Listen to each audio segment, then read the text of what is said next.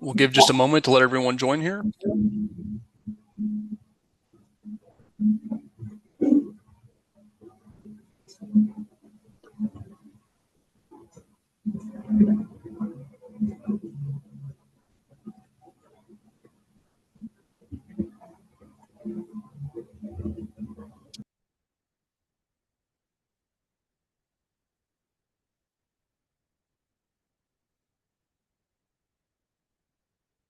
All right, it looks like we got most of the folks in here.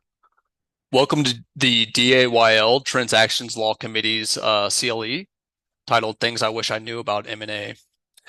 My name is Rob Bonoski. I'm a corporate and M&A associate at Platt Richmond. We are joined by two fantastic panelists here. First up is Alexis Iscabel.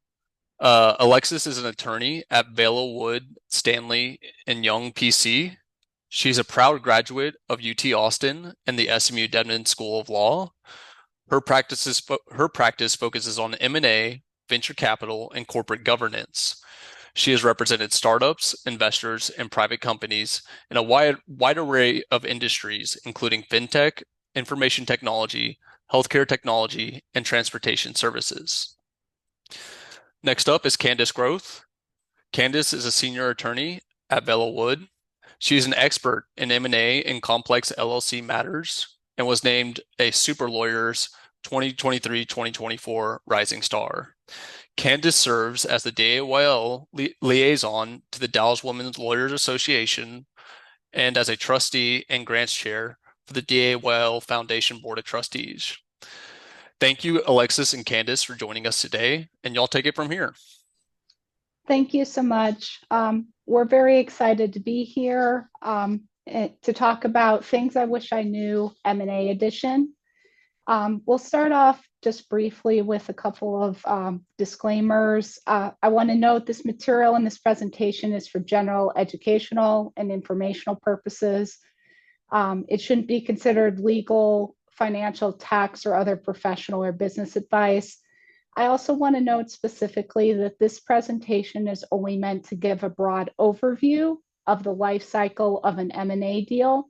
And in particular, we're going to be focused on M&A deals involving privately held businesses, mergers and acquisitions involving one or more publicly traded companies are a little bit different, and we're not going to be talking about that specific process today, although there are similar aspects to different types of deals. So again, we're going to be focused on privately held company M&A deals.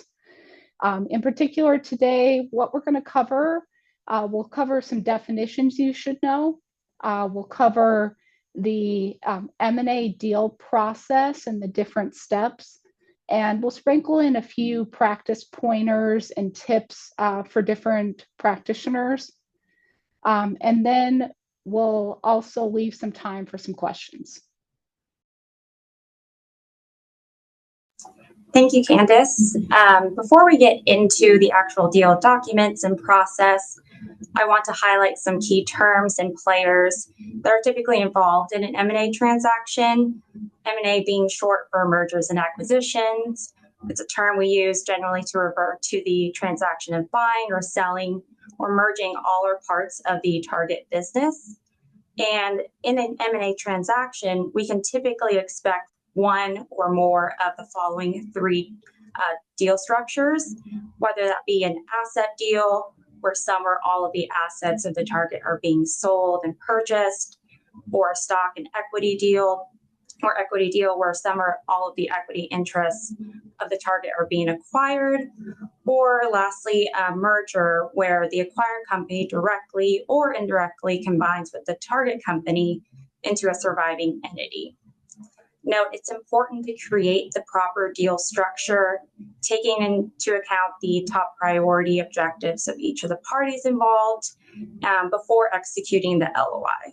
And typically, this might mean that the parties need to conduct some type of due diligence to determine the appropriate deal structure.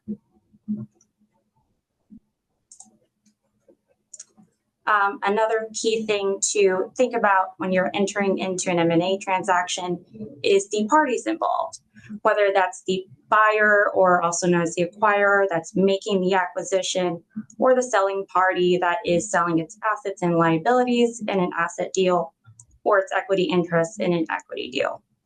Additionally, the seller is sometimes referred to as a target, but also the target can be in a merger acquisition, the company that is merging into the acquiring company. There are several other teams that may be involved whenever you're facilitating a M&A transaction. For example, the legal team might also encompass tax professionals, tax attorneys, employment attorneys, and regulatory attorneys. And each party may also want to involve their own tax accountants, their own broker, or investment bank that might fund the deal, or in some cases, a reps and warranties insurance provider. Note, not all deals are the same. So the deal team for one deal might not look exactly the same as another. And it really depends on the deal size, the complexity, and the structure of that deal to determine all the parties involved in that transaction. This was a very brief overview. And so as we move throughout this presentation, please feel free to drop your comments or questions into the chat, and Candace and I will be really happy to answer those questions at the end of the presentation. Moving into the actual deal process, these are kind of the 8 stages of the deal that Candace and I will be covering today. As mentioned before, every deal is different, and so the variation of what step comes where might look different from this presentation. It might go back and forth, but this is just meant to serve as a broad overview of what to expect in a typical M&A transaction and where in the process you are in negotiating that deal. And another point I want to highlight for you is Candace has written an incredible blog here, has a great primer into thinking about advising your client in an M&A transaction. Highly recommend checking that out. Thank you, Alexis. So without further ado, we're going to get started with kind of the first step of a M&A transaction, which is the NDA and the pre-letter of intent discussions. So really, this is typically how a merger and acquisition will kick off, is that the buyer and the seller will typically kind of run into each other in some fashion. And usually the parties will decide, hey, we want to have a discussion about this. We need to exchange some information.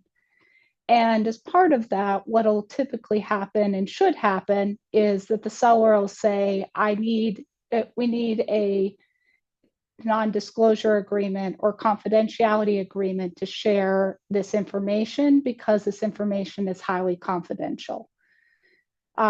So kind of some key practice points here. If you're the seller, you need an NDA before you're exchanging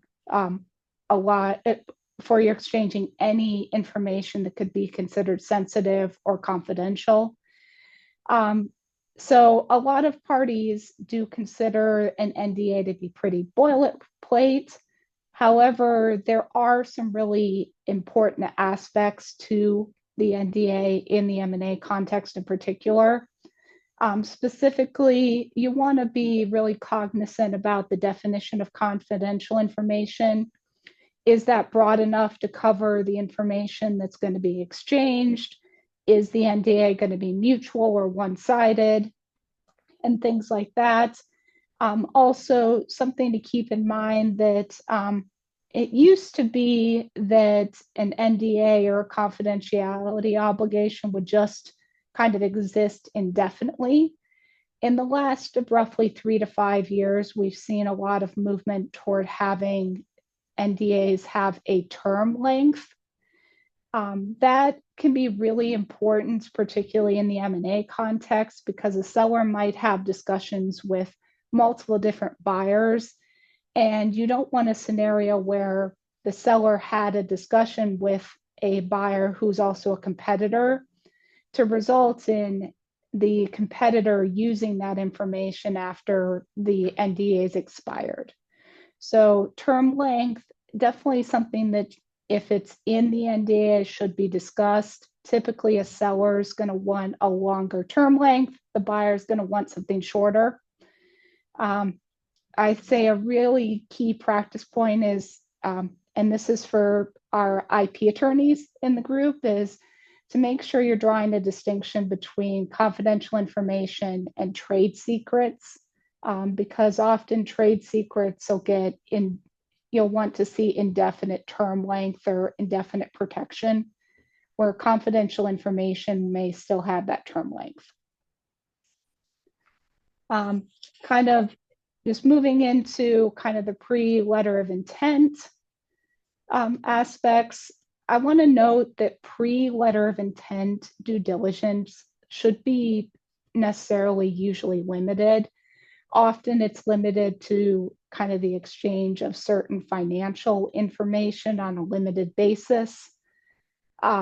You typically, with the sellers, you don't want to give the buyer the golden goose. You don't want to give them your customer information, a lot of information about the business before you even have an offer on the table. So that should come later. On the sell side, something really key to consider is for sellers, you might consider actually setting up a pre-letter of intent data room that includes the information you're willing to share in a very organized fashion. That can often help speed the negotiation process. It also keeps you comfortable that what you're putting up there is something that it's been vetted, that you're comfortable sharing. So definitely a key practice point there. So that's kind of the pre-letter of intent stage here. The next stage, as you might expect, is the letter of intent itself. And the purpose of the letter of intent is it outlines the material terms that will be incorporated into the definitive deal documents, aka the purchase agreement. The letter of intent may be discussed as the term sheet or memorandum of understanding as well. They're really referencing the same document. Now, I do hear a lot from clients or from other parties that say, hey, let's just skip the letter of intent. We don't need to do this. We're on the same page. It's just a lot of unnecessary expense. That is very, very often a big mistake. The letter of intent is really particularly in an M&A context, is a critical part of the deal-making process. It allows the parties to coalesce around a particular purchase price, a structure, a timeline for the deal, and other terms. It allows them to identify particular areas that are contested or not agreed upon. And it also gives the seller some comfort that if they're going to give the buyer a lot of information and enter into this diligence process, which is going to be a very time and financially intensive process for both parties, that they at least have some agreed terms, that they potentially have kind of a deal at the end of the tunnel to proceed with. So the letter of intent can be really beneficial for both parties. And I want to note that with the process on the letter of intent, it is pretty common for the buyer to propose the initial letter of intent because they're usually putting together the offer, the purchase price, the different terms. We'll on occasion see the seller do it, but by and large, the buyer will usually propose their form of letter of intent. The letter of intent, a good letter of intent is usually going to go back and forth several times between the parties to get to an end agreed upon form. And the level of detail and terms contained in the letter of intent vary from deal to deal. One, I think, a key practice point to consider is with letters of intent, you typically are going to have a division in the letter of intent between binding terms and non-binding terms. Typically, the deal terms, so the purchase price and kind of the different aspects of that, are not going to be binding on the parties, meaning they're going to be subject to further negotiation in the definitive agreement. Stating the obvious, you don't want the buyer agreeing to pay $30 million for a business that they haven't done due diligence on and haven't determined that for sure that they want to buy. But there are other terms of the letter of intent, such as the governing law, the exclusivity, so that the seller doesn't go out and try to get another buyer to match the terms of the deal. Those terms are considered binding terms. So you will see that. Those are very critically important that you ensure that that distinction is drawn between the different terms and that those are correctly referenced within the letter of intent. I also want to note for the letter of intent, there are different perspectives based on whether you represent the buyer or the seller on the letter of intent. Typically, the buyer will want a reasonable level of detail, but won't want every term defined out in the letter of intent, primarily because the buyer will want some flexibility to adjust the terms based on its diligence. The seller, conversely, is going to want as much detail as possible. The seller typically wants to hash out as much of the terms at the letter of intent stage as possible. The reason for that is that really the seller has the most leverage, the kind of most flexibility at the letter of intent stage. For lack of a better word, it all goes downhill from there because the sellers are eager to sell. They might start to get antsy and may start to make too many concessions or irrational decisions. So again, another reason the letter of intent is really critical here. And thank you, Candace. Moving into the due diligence process, as I mentioned before, this is a process that really can last throughout the life cycle of the deal, even pre-LOI, and sometimes extending into the post-closing process. And really what the due diligence process is meant to do is to review and verify for the business team and the various legal teams or tax and accounting advisors that are involved, the documents, the corporate governance or membership governance, historical information, the assets operations of the target company. The level of due diligence will actually vary on the size, complexity, and structure of the deal, and will also typically involve various parties, whether it be the business parties involved in legal or the various parties we've mentioned regarding brokers, reps and warranties, insurance. And it's very important to determine early on amongst the parties who is actually going to be handling the various due diligence requests.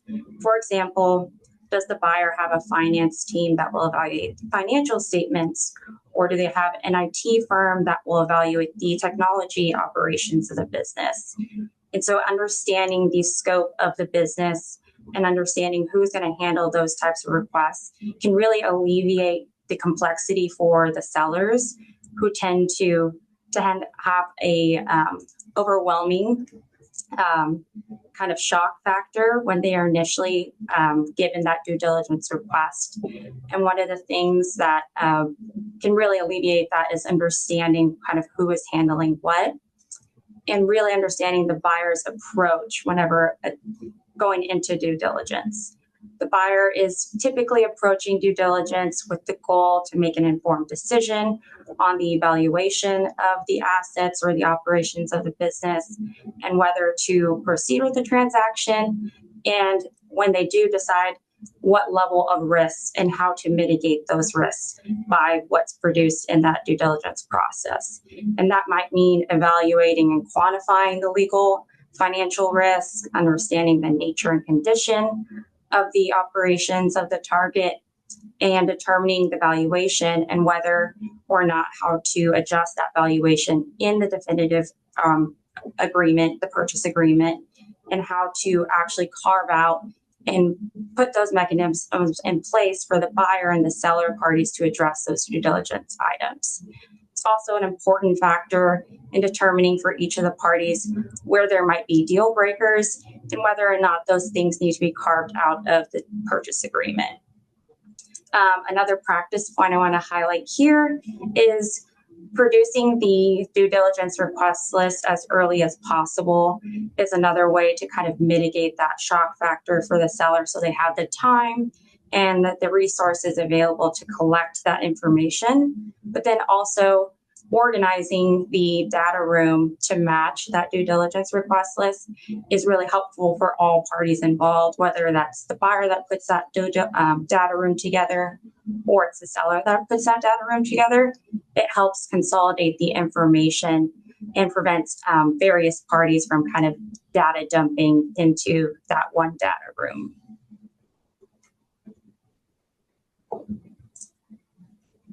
Moving into the due diligence request itself, it really determines the scope and breadth of the due diligence requests, what types of documents should be put into that data room, and is typically followed with a supplemental due diligence request.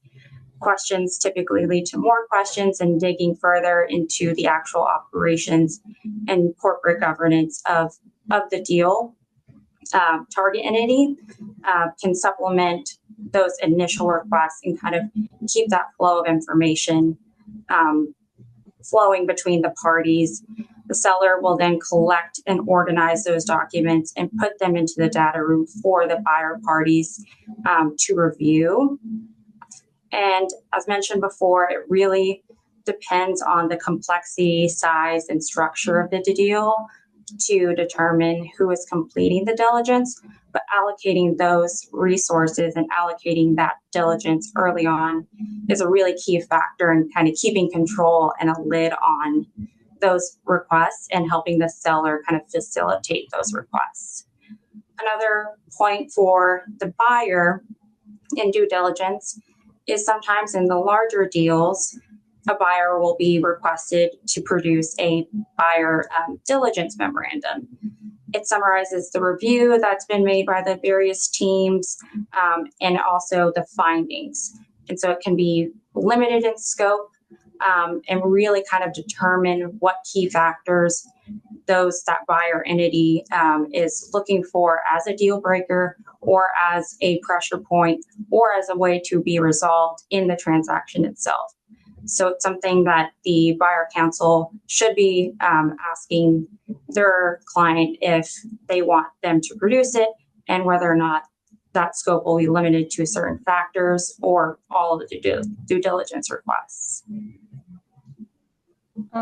Want to also note kind of another key practice point in due diligence is just to kind of keep in mind whether you're the buyer or the seller's counsel is that due diligence is going to proceed throughout the negotiation of the purchase agreement as well as prior to the purchase agreement.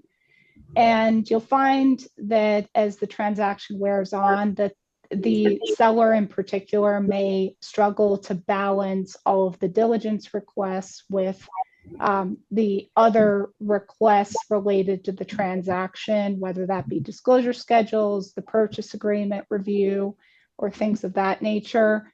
It's really important, whether you're buyer or seller counsel, that you're really cognizant of that dynamic, kind of understand what's going on at the time, helping the clients to prioritize the particular requests and items that need to be completed and in the right order so that the transaction can proceed smoothly and hopefully so the parties aren't super overwhelmed by a deluge of requests.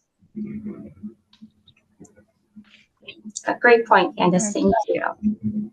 And with that in mind, once the due diligence has reached a particular point in the transaction where the buyer is typically comfortable with proceeding with the definitive agreements, we'll go to really when the parties kind of talk about the meat of the deal and try to negotiate an agreement. So what are the definitive agreements? They're going to consist of a purchase agreement of some type. That could be called an asset purchase agreement, a stock purchase agreement, a merger agreement, a membership interest purchase agreement, or some variant thereof. These are usually based on the transaction structure itself in terms of which type of agreement you're going to see. You also may see one or more what are called ancillary agreements that are larger agreements. These could be transition agreements, employment or contractor agreements, or other types of agreements that are key to the overall functioning of the structure chosen, but are typically a little bit shorter or smaller than the purchase agreement itself. Key thing to keep in mind is usually the definitive agreement is going to be drafted by the buyer. It's pretty unusual for the seller to draft it. Some might say a pretty aggressive position, absent an agreement of the parties, for the seller to draft it. So almost always the definitive agreement as a result is going to be going to have a buyer-friendly tilt on the initial draft. How buyer-friendly will depend on the counsel and the particular buyer involved. But with the definitive agreements, big thing to keep in mind is the definitive agreements will supersede the letter of intent terms. They typically will often, but not always, match the basic letter of intent terms, except where maybe the parties have decided to change something based on the due diligence or other factors within the deal. Key provisions that the definitive agreements will cover: of course, purchase price, cash, stock, promissory note. How is that structured? Are there any escrows or holdbacks? Is there a purchase price adjustment? Is there an earnout or some type of like performance-based payment going to be made?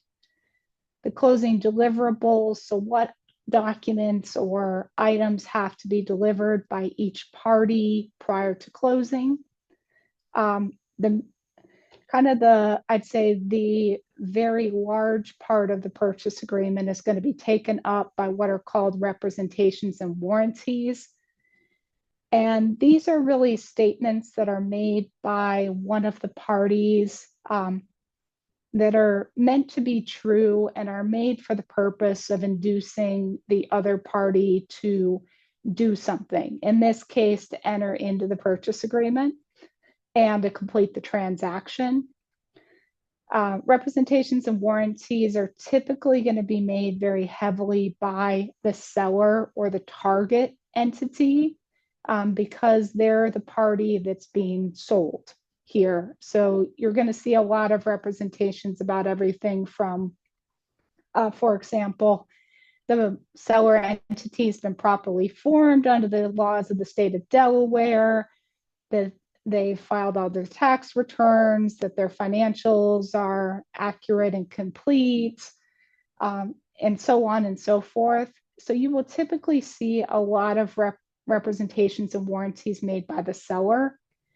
And then you will see usually a much smaller section that are the reps and warranties of the buyer. I will say that there is some variation there, particularly in a merger transaction involving like a merger of equals, where you might see more representations and warranties from the buyer than typical.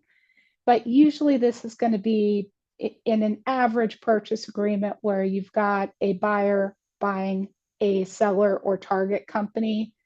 The seller representations and warranties will be very lengthy. The buyer ones will be pretty abbreviated.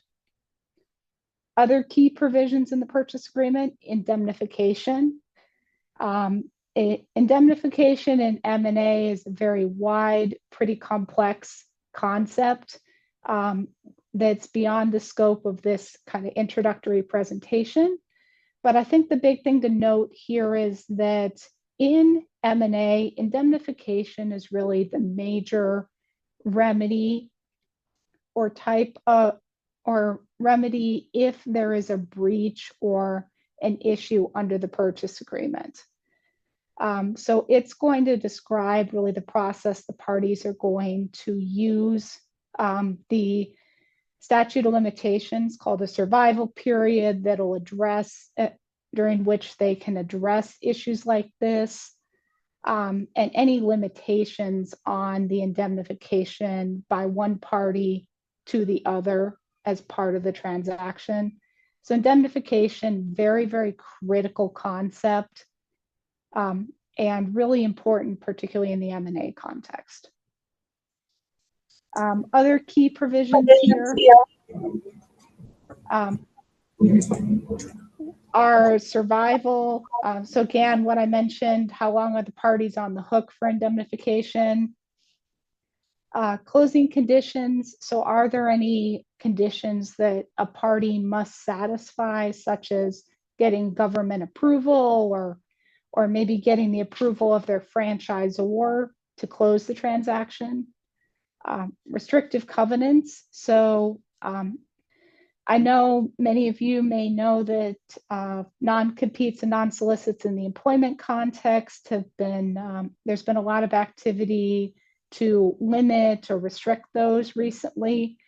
In the business sale context, these continue to still be pretty prevalent and pretty common, but you'll typically see non-competes and non-solicits, possibly non-disparagements or other restrictive covenants used. And those are super important for protecting really the buyer's value in terms of the business that they have acquired. You may also see termination provisions in the purchase agreement, particularly if you are signing the purchase agreement and then closing at a later time period, which we'll talk about. And then finally, you'll typically see kind of general terms or miscellaneous terms.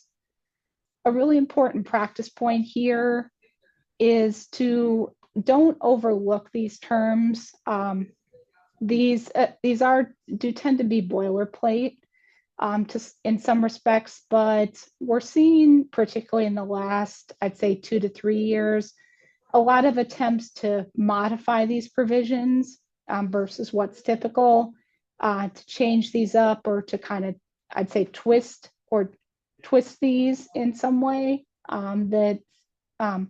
that's different than typical. So it's definitely something not to overlook, particularly as seller's counsel, or really take for granted, because there might be some nuance in this particular purchase agreement that could be a concern for a client. Moving into one of the main documents attached to the definitive agreement is the disclosure schedules. The disclosure schedules are attached to the purchase agreement to supplement, quantify, and disclose exceptions to the representations and warranties within the purchase agreement that Candace just covered. In that, there's affirmative disclosures, where certain disclosures of information are made about the seller entity. For example, Schedule 3.1 lists all the contracts of the company have annual spends over $100,000. And kind of on the other end are these negative disclosures, which provide exceptions to the language that follows that representation or warranty. For example, except for a set forth in 3.1, there are no agreements that are above $100,000. So those are kind of the two ways that those are disclosed against. and then the seller will prepare a list of those disclosures in that separate document that will then be attached to the purchase agreement. The disclosures can also list certain things and just be a schedule of assets, contracts, employees that are going to be transferred over, their job titles, and sellers will put all of that information into that attachment that will also live as disclosed in the disclosure schedules. A key thing to note here is disclosure schedules are very important, and so details in those disclosure schedules might seem minute, but when they flow in the way that the definitive document is written, can really provide the context for the buyer in understanding the the operations of the business and the risks that are associated with the business. So it's important that the buyer and the seller, as Candace mentioned, not only in due diligence, but really take into account the different perspectives of the seller and buyer in reviewing the disclosure schedules and the length and the breadth of what is actually put in disclosure schedules, and kind of understanding what complexity needs to be in there and what can kind of live in a shorthand or version in the disclosure schedules.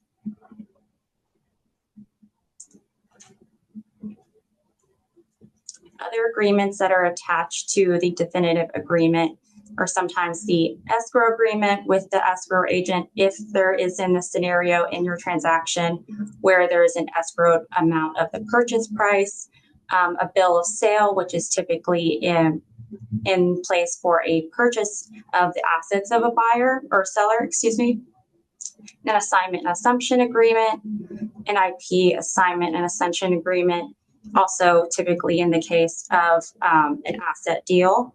Closing certificates, or also known as bring down certificates.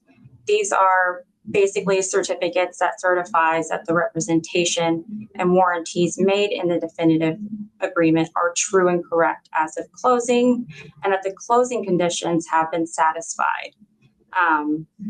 This is different than the actual secretary's certificate, which is the organizational documents, the bylaws, the authorizing resolutions of either buyer or seller, and delivered to the other party and are part of the closing deliverables mentioned in the purchase agreement.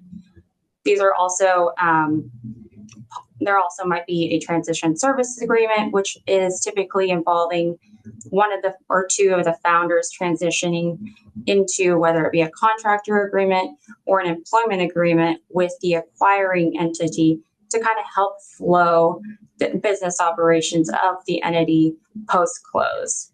Payoff letters, if that's the case, that there's any outstanding debt that needs to be closed and paid off prior to close, or is at a zero balance and is testifying that they will be closed at closing with that zero balance. And in some cases, there are also legal opinions that are associated and delivered to each client of either buyer or seller that kind of explains the transaction, the different risks, and the different decisions that have been made throughout the transaction to get in the purchase agreement and those ancillary documents.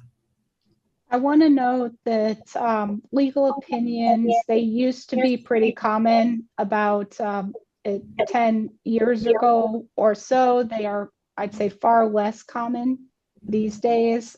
You will still sometimes see a request for them, but they are a lot less common than they used to be. Totally agree. Yeah. Because Yeah. So with that in mind, we're going to proceed to signing or and closing. So a big thing to note with a transaction like this is that you may or may not have a simultaneous signing and closing. So the signing occurs typically once the definitive agreement, so once the purchase agreement has been fully negotiated and all the terms are mutually agreed upon. based on that, you can have two types of different closings. One is what's called a simultaneous sign and close. What that means is that the parties are going to sign the purchase agreement and all the other ancillary agreements, and then they're going to close and actually complete the transaction, pay the purchase price, et cetera, typically on the same day. That happens pretty frequently, but you also may see what's called a non-simultaneous sign and close. What that means is that typically the purchase agreement is going to be signed by the buyer and the seller on one date, and then at some date, usually agreed upon in the future, or once certain closing conditions have been completed, the parties are going to actually close the transaction. The purchase price is going to be wired, and the deal is actually going to be officially closed. So a non-simultaneous sign and close is pretty frequently used when there are certain conditions that have to be satisfied, typically by the seller prior to close. That could be things like contract assignments. If a particular like vendor contract requires the consent of a third party before it can be assigned to the buyer. That could include regulatory approvals. So if a government agency has to approve the sale, if there's antitrust approvals, either in the US or internationally prior to closing the deal. I want to note that due diligence request is not often a condition to close, although on rare occasion it might be, but usually due diligence is going to be completed by the buyer prior to the signing and not between signing and closing, perhaps with the limited exception of if there's a prolonged period between sign and close, you might have the seller disclosing certain items as they come up during that period that have to be disclosed to the buyer to keep things up to date.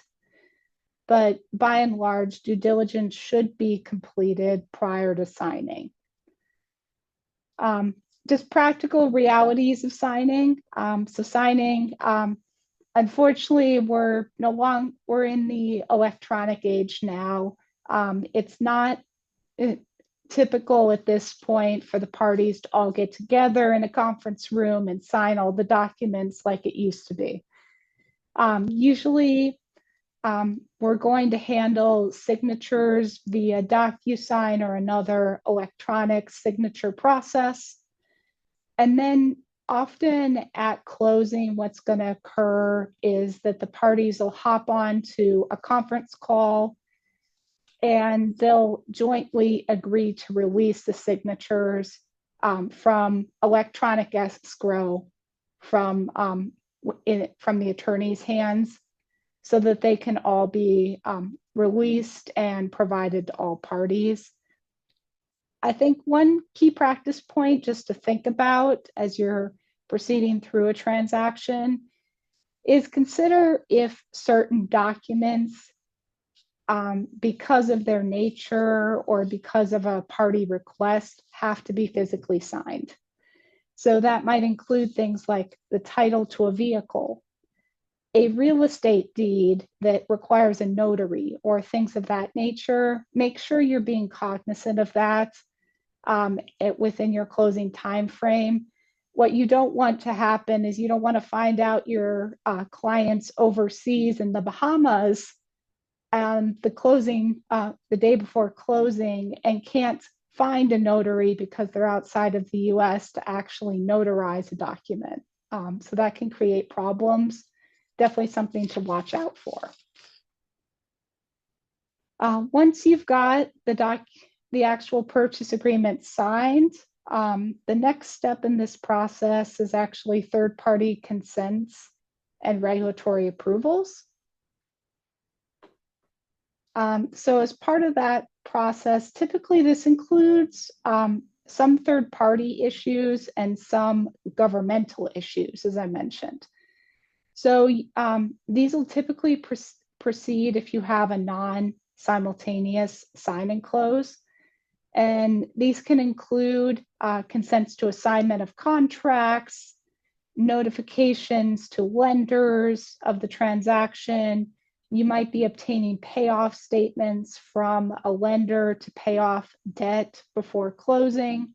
You may need consent of the landlord to assign or for the new buyer to take on the lease, things of that nature. So third parties involved there. This also could include things like if you're selling like a McDonald's franchise, for example, you may need to get the franchisor's approval for the transaction. On the flip side, we also have regulatory approvals. So in certain industries, you may need to get the state or federal government or a department's approval for the transaction or a certain part of the transaction. This also could involve antitrust, could include like alcohol or other types of licensures or other aspects of it. But these regulatory approvals will typically also take place in that interim period between sign and close as well. I think things to note in the US, antitrust approval is common mainly for larger transactions, depending on the circumstances.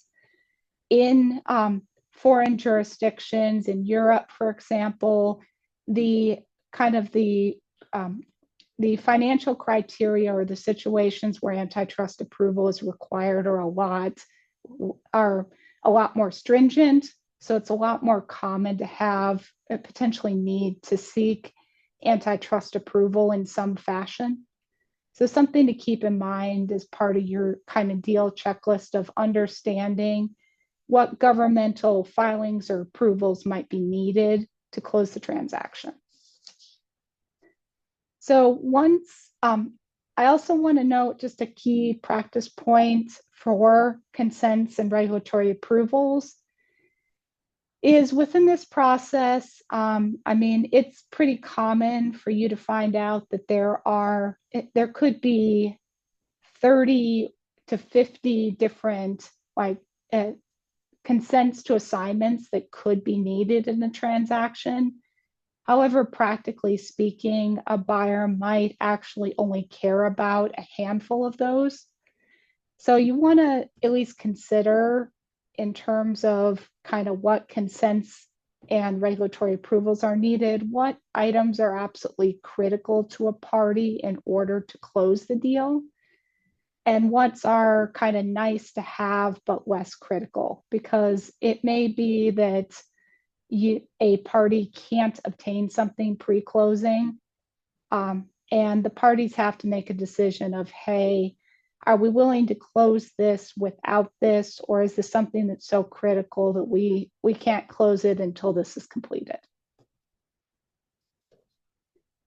So once that third-party consents and regulatory approvals process is completed, we actually get to closing itself. So what is closing exactly? So closing, you're typically going to have a couple of different things take place. One is that the parties will exchange signatures on any remaining documents. That can include the purchase agreement if you have a simultaneous sign and close. That'll include any ancillary agreements regardless of that. The other piece that closing will typically have is the payment of the purchase price, assuming you've got a cash portion of the purchase price that's going to be paid. Some key kind of critical things related to the purchase price itself. One big thing is, you may have heard about this in the real estate context, but wire fraud is a really prevalent issue. It's a really big problem for all businesses at this point. It does come up really commonly in the M&A context. I think the same overall advice continues to apply apply to pretty much any type of transaction is verification of wire instructions, making sure that that all I's are dotted and T's are crossed prior to closing. And also as part of that, you'll typically with an M&A process, if there's going to be more than one closing payment, you'll usually see what's called a funds flow memorandum and or closing statement. What these are is these list out the typically the wire instructions. They'll include the party information, and they'll also include the payment amounts that are going to each party. So it's clear to the buyer what amounts are going to what party, and also so that they have the wire information in the same place. So with the closing, again, it used to be that the parties would get together in a conference room and close everything live. We do sometimes see that with the buyer and the seller getting together in one place to actually close the deal and shake hands. But just as often, we'll close this kind of remotely or electronically. Typically, that'll be something like a Zoom call or similar, where the parties hop on, they're able to release the signatures and documents and then confirm that they're officially ready to close. And then typically, immediately after that call, the buyer will go and release the wires to the seller. I think kind of as an attorney, some items to kind of keep in mind is making sure that lawyers are typically often coordinating the logistics of a closing. They're typically ensuring that all documents are completed and executed and that everything's ready. So that coordination role is really key here, particularly as an attorney. As I mentioned, with issues like consents, you also always have to consider what a party considers essential to close versus not. And also kind of post-closing, something to keep in mind is the parties are always going to want to ensure that there's a consolidated version of the purchase agreement and all documents that's put together with all signatures, with all attachments, etc. Make sure that the legal counsels are agreeing upon who's putting that together.